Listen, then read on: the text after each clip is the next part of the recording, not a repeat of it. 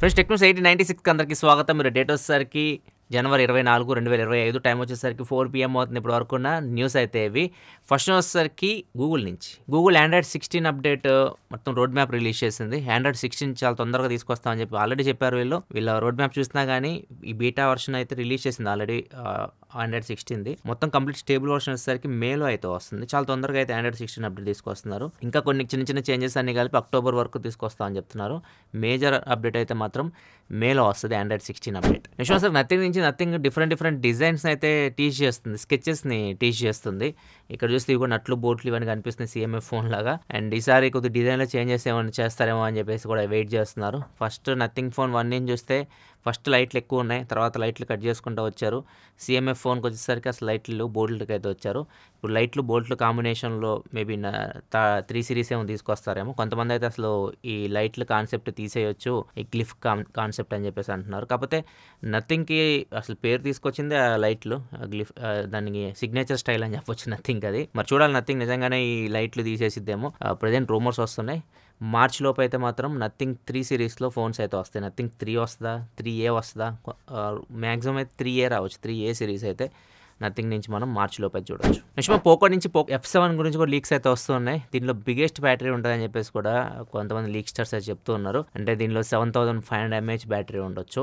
ఇండియాకి నాకు తెలిసి రాకపోతే 7500 mAh బ్యాటరీ పర్మిషన్ అయితే ఇవ్వరు. మరి చూడాలి మరి ఎంత కెపాసిటీ ఇండియాకి వస్తుంది. మాక్సిమం 6000 వరకు అయితే రావచ్చు. గ్లోబల్గా మాత్రం 7500 mAh వరకు బ్యాటరీ కెపాసిటీ అయితే పోకో F7లో ఉండొచ్చు. నెక్స్ట్ మనకి సామ్సంగ్ నుంచి సామ్సంగ్ గెలాక్సీ అన్ప్యాక్డ్ ఈవెంట్లో సామ్సంగ్ లాస్ట్లో సామ్సంగ్ గెలాక్సీ S25 ఎడ్జ్ని కూడా టీచ్ చేసింది. స్లిమ్మెస్ట్ ఫోన్ అనమాట S25 లైనప్లో. దీనిలో battery capacity 3900 mAh battery capacity ఉండొచ్చు అని చెప్పేసి లీక్స్ అయితే వస్తున్నాయి. నార్మల్గా S25 అల్ట్రాలో చూసుకుంటే మనకి 5000 mAh బ్యాటరీ దాకా ఉంటుంది. ఇది వచ్చేసరికి 3900 mAh బ్యాటరీ. స్లిమ్ ఉంటుంది ఫోన్, సేమ్ ప్రాసెసర్తో వస్తుంది.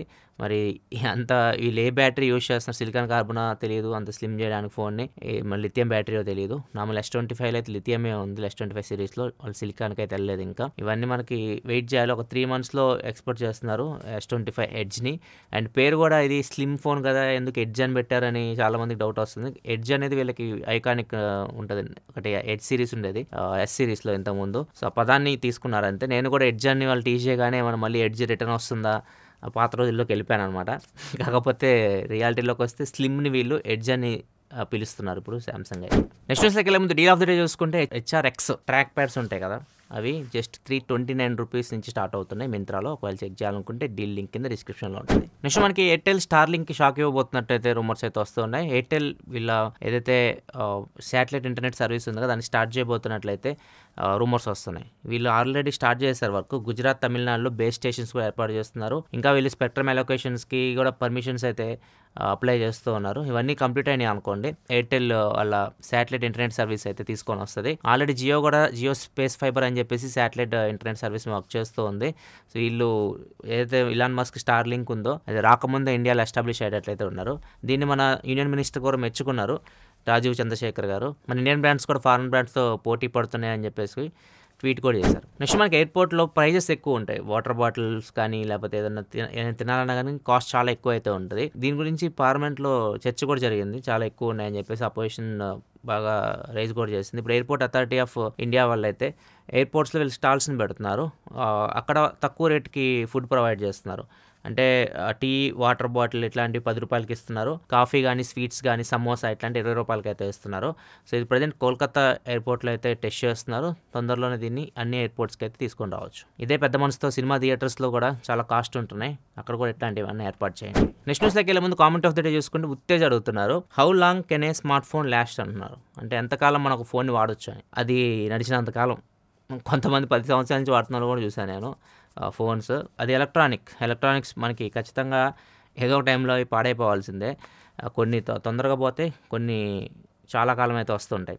నార్మల్గా మీ ఫోన్లో మీరు వాడుతున్న కొద్దీ ఫస్ట్ పాడైపోయే పార్ట్ వచ్చేసరికి బ్యాటరీ మీరు ఫస్ట్ కొన్నట్టయితే మీరు 10 సంవత్సరాల తర్వాత అయితే ఉండదు, మోస్ట్లీ అది పోతుంది. అయితే ఎలక్ట్రానిక్ పార్ట్స్ ఉంటాయి లైక్ మదర్ బోర్డ్ కానీ ఇట్లాంటివి కానీ అవి బెటర్ పనిచేస్తూ ఉన్నాయి అనుకోండి, మీ దేవుడి దేవాలి ఎటువంటి ప్రాబ్లం రాకుండా అట్లా ఉంటే ఫోన్ మీరు చాలా కాలం వాడుకోవచ్చు. బ్యాటరీ పాడైపోతే మీరు బ్యాటరీ చేంజ్ చేసుకోవచ్చు. మదర్ బోర్డ్ చేంజ్ చేయించాలి బదులు కొత్త ఫోన్ కొనుక్కోవచ్చు.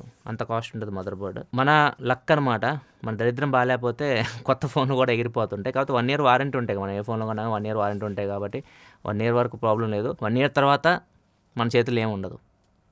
అంత దేవుడి మీద భారం వేసేయండి. నెక్స్ట్ వచ్చేసరికి 1995లో క్వీన్స్ యూనివర్సిటీకి చెందిన ఆస్ట్రోనామర్స్ ఒక క్లౌడ్ని కనుగొన్నారు. మనకి భూమికి అసలు చాలా దూరం అనమాట. అసలు 10,000 లైట్ ఇయర్స్ దూరంలో, అసలు మన గెలాక్సీయే కదా అది. అక్కడ ఒక క్లౌడ్ని వీళ్ళు కనుగొన్నారు. ఈ క్లౌడ్ మొత్తం ఆల్కహాల్తో నిండి ఉంటుంది అనమాట. అంటే ఆల్కహాల్ అంటే తెలిసిందే కదా మనకి, బీరు, వైస్కీలు ఇవన్నీ వస్తాయి అనమాట. అట్లాంటి ఆల్కహాల్తో, ఇథనాల్ మాలిక్యూల్స్తో నిండుందని కనుక్కున్నారు 1995లో. దానిలో మొత్తం 400 క్వింటీలను ఆల్కహాల్ ఉన్నట్లు వాళ్ళు కనుక్కున్నారు. అంటే భూమి మీద ఒక పర్సన్ రోజుకి 300,000 లీటర్స్ తాగినా కానీ దాన్ని కంప్లీట్ చేయలేరు అనమాట. అంత ఆల్కహాల్ అయితే అక్కడ ఉంది. ఇప్పుడు రీసెంట్గా కనుక్కున్నారు మళ్ళీ, ఏదైతే ఆ క్లౌడ్ ఉందో ఆ క్లౌడ్లో ఈ ఆల్కహాల్, ఇథనాల్ మాలిక్యూల్స్తో పాటు మిథనాల్ కూడా ఉంది. సో ఇప్పుడు దాన్ని మీరు ఇందరిదాకా తాగుదాం అనుకుంటారు కదా, దాన్ని ఇప్పుడు ఒక 100 ml తాగారు అనుకోండి, చిన్నగా మీ బాడీ పార్ట్స్ మీద ఎఫెక్ట్ పడుతుంది అనమాట. చిన్నగా ఒక్కొక్క బాడీ పార్ట్ పాడైపోతుంది, కోమాలోకి వెళ్తారు, పోతారు. అంటే మొత్తానికి సముద్రం అంతా నీళ్ళు, కానీ సముద్రంలో మనం వాటర్ తాగలేంగా, అలా అనమాట ఇది. అయినా ఆడకెళ్ళి మీరు ఆడ తాగుతారు. ఇట్లాంటివి కూడా ఉన్నాయని మనం తెలుసుకోవాలి. జనరల్ నాలెడ్జ్ చాలా ఇంపార్టెంట్. అండ్ నెక్స్ట్ వచ్చేసరికి అమెరికాలో డొనాల్డ్ ట్రంప్ పదవి ప్రమాణం చేయగానే ఒక బాంబు అయితే పేల్చాడు. ఎవరైతే అమెరికన్ సిటిజన్స్ కాకుండా, అమెరికా పౌరసత్వం లేకుండా పిల్లల్ని కంటారు కదా, అక్కడ పిల్లలు కనగానే పిల్లడు అక్కడ పుడతాడు కదా, అమెరికాలో పుడతాడు కాబట్టి వాడికి ఆటోమేటిక్గా అమెరికా పౌరసత్వం అయితే వచ్చేస్తుంది. సో దీన్ని అయితే క్యాన్సిల్ చేశాడు. ఇట్లా ఉండదు, ఒకవేళ ఫాదర్ మదర్ అమెరికన్ సిటిజన్స్ కాకపోతే వాళ్ళకి కూడా సిటిజన్షిప్ రాదని చెప్పేసి పిల్లలకు కూడా ఒక రూల్ పాస్ చేసేసి దాన్ని ఫిబ్రవరి 20వ తారీఖు నుంచి అమల్లోకి వచ్చేసి అని చెప్పేసాడు. దీన్ని చాలామంది, ముఖ్యంగా ఇండియన్స్ చాలామంది, ఫిబ్రవరి 21 డేట్ ఉంది కదా, ప్రెగ్నెన్సీ ఎవరైతే ఉన్నారో, ప్రెగ్నెన్సీ క్యారీ చేస్తుంటారు కదా, వాళ్ళందరూ హాస్పిటల్కి కాల్ చేయడము, హాస్పిటల్కి వెళ్ళేసి అంటే ఫోర్స్ఫుల్గా బేబీని బయటికి తీసుకురావాలి. ప్రీమెచ్యూర్డ్ బేబీస్ అంటారు కదా, వాళ్ళు 9 నెలలు నెలకొండానే బయటికి తీసుకురావాలని చెప్పేసి ప్రయత్నిస్తున్నారు. డాక్టర్స్ అయితే అసలు ఒప్పుకోవట్లేదు, అంటే మంచిది కాదు.